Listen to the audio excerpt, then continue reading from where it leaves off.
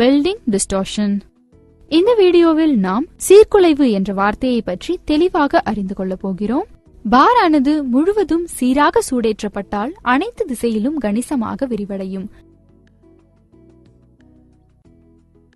இப்போது பார் ஆனது எந்த தடையுமின்றி சீராக குளிர்விக்கப்பட்டால் அது எந்த சிதைவும் இல்லாமல் அதன் உண்மையான வடிவம் மற்றும் அளவு ஆகியவற்றை பெறும்.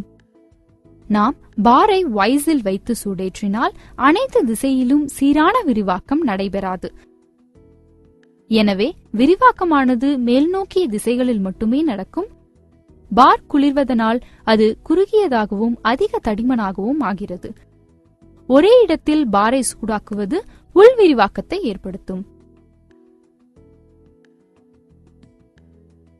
சீரற்ற விரிவாக்கம் உலோகத்தில் அசாதாரண இடப்பெயர்ச்சியை உண்டாக்குகிறது. குளிர்வடையும் போது அது உறைந்து சீர்குலைவு நிரந்தரமாகி விடுகிறது. இவ்வாறுதான் சீர்குலைவு ஏற்படுகிறது. பிளேட்டுகளின் பட் வெல்டிங்கில் உருகிய உலோகமானது உடனடியாக குளிர்ந்து உறைய துவங்குகிறது. பிளேட்டின் முனை தோற்றத்தில் வெப்பமானது மையத்திலிருந்து சுற்றியுள்ள இடங்களுக்கு அனுப்பப்படுகிறது. இதனால் சுருங்கி வெல்டு சீர்குலைவு ஏற்படுகிறது.